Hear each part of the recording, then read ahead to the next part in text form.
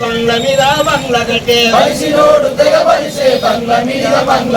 బలహీన వర్గాల బతుకు బండ్ల బతుకు లాయరా ఓ రైతు సోదరా ఓ రైతు సోదరా ఓ రైతు సోదరా మన బతుకులు మనపై ఆధారపడి ఉందిరా ఓ రైతు సోదరా సిపిఎం ఖండించండి కలెక్టర్ కార్యాలయం కేంద్రంగా కోరాలని సిపిఎం శిక్షించాలి అవినీతికి పాల్పడిన దోషులందరినీ మధ్యదళారి అవతారం ఎత్తిన రైతులందరినీ మధ్యదళారి అవతారం ఎత్తిన భూస్వామిని వెంటనే రైతు యజమానులుగా ముందుకొచ్చిన వారిని వెంటనే భూమి యజమానులుగా ముందుకొచ్చిన వారిని వెంటనే భూమి యజమానులుగా ముందుకొచ్చిన డూప్లికేట్ రైతులను సాధించుకున్న జనగామ జిల్లా అభివృద్ధి పదంలో ఉండాలి తప్ప అవినీతి పదంలో ఈరోజు ముందుంటున్న పరిస్థితి ఉంది. చాలా బాధాకరమైనటువంటి అంశం ఇది. జనగామ జిల్లా ప్రజలందరూ కూడా మేల్కొనాలి. ప్రజా దుర్వినియోగం చేయడానికి వీళ్ళని సందర్భంగా మనం చెప్పాల్స్తున్నాం. అదే సందర్భంగా సోదరులారా, ఈరోజు సమాజంలో అనేక మందికి విద్య ఉన్నా అవకాశాలు ఉన్నా ఉద్యోగాలు రాక ఇబ్బంది పడుతున్నారు. కానీ అవకాశం మేరకు మీరు ఉద్యోగాల్లోకి వచ్చారు, కష్టపడడం ఏదో రకంగా ఉద్యోగాల్లోకి వచ్చారు. మరి వచ్చినటువంటి ఉద్యోగం మీరు గౌరవప్రదంగా నిర్వహణ చేసి సమాజానికి ప్రభుత్వానికి సేవలు అందించాల్సిన మీరు ఏ విధంగా అక్రమాలకు పాల్పడాలి, ఏ విధంగా డబ్బులు సంపాదించాలనేటువంటి కొంతమంది అధికారులు అట్లా వివరిస్తున్నారు. అందరూ కాదు, కానీ కొంతమంది అట్లా వివరిస్తున్నారు. అది సరైనటువంటి బాధ్యత కాదు, అది సరైనటువంటి పద్ధతి కాదు. ప్రభుత్వ ఉద్యోగాలంటే ఆయన ప్రజలకు ప్రభుత్వానికి మధ్య వారధిగా ఉన్నటువంటి వ్యక్తి, ప్రభుత్వ పథకాలను కూడా ప్రజలకు సక్రమంగా అందేటువంటి వ్యక్తిగా ఉండాలి తప్ప, పారదర్శకంగా ఉండాలి తప్ప అవకాశం ఉంటే దోచుకుందామనే ఒక దుర్మార్గమైన పద్ధతిలో సమాజంలో కొనసాగుతుంది. అందుకోసమే సోదరులారా, ఇప్పటికైనా ఈ అవినీతి ఏదైతే జరిగిందో ఖచ్చితంగా వెంటనే ఆ భూమి పట్టా ఎవరి పేరు మీద సస్పెండ్ పట్టాను రద్దు చేయాలి. 2,35,00,000 ఏదైతే 35 లక్షలు ఉన్నాయో దాన్ని రికవర్ చేసి పారదర్శకంగా ఈ ప్రజల పక్షాన జిల్లా అధికార యంత్రంతో కలెక్టర్ గారు కూడా ప్రయత్నం చేస్తున్నారు.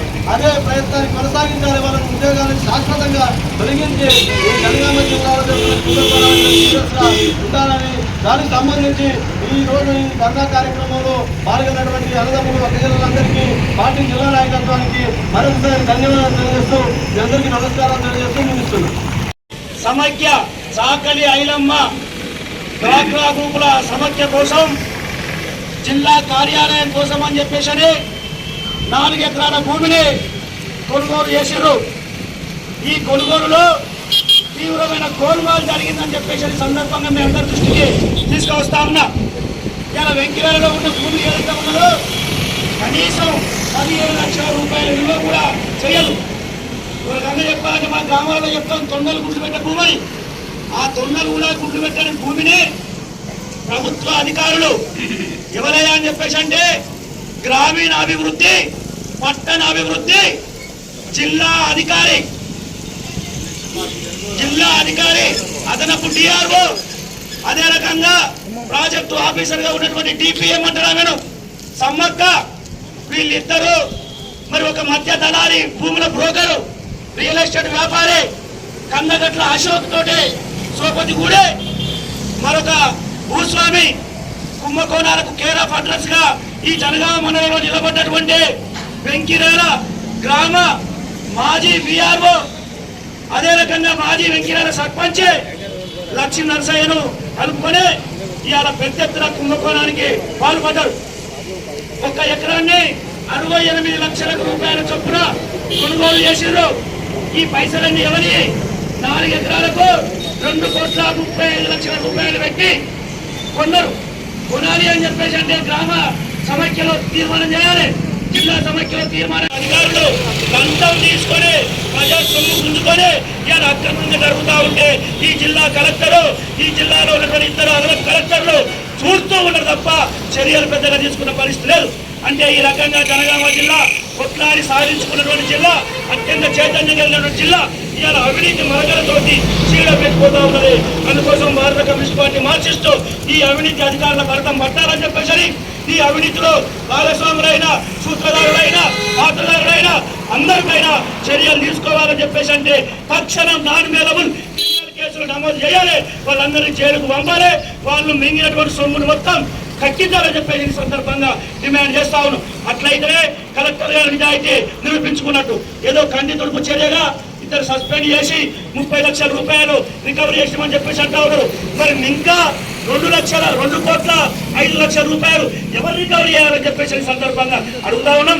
ఈ పైసలు లక్షలు రివర్స్ చేయడంతో పాటుగా ఎవరైతే ఇప్పుడు నేను చెప్పిన లక్షణం భూస్వామి ఉన్నాడో మరి సీలింగ్ యాక్ట్ లో మాట్లాడారు. ప్రధానంగా వెంకిరాల గ్రామం కేంద్రంగా పెద్ద కుంభకోణం జరిగింది. దేశంలో, మన రాష్ట్రంలో, మన ఉమ్మడి జిల్లాలో అనేక కుంభకోణాలు జరిగాయి.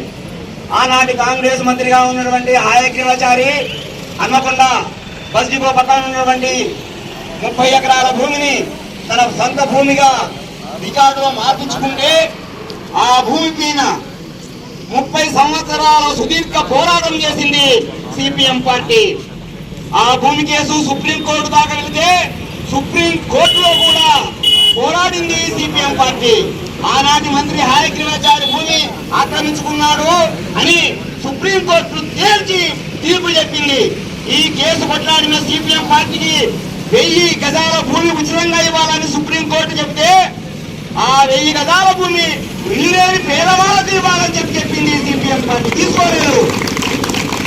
అదేవిధంగా ఈ కోర్టు ఖర్చులు కూడా లక్షలాది రూపాయల కోర్టు ఖర్చులు కూడా సిపిఎం పార్టీకి ఇవ్వాలని సుప్రీంకోర్టు చెప్తే ₹1 కూడా తీసుకోలేదు సిపిఎం పార్టీ.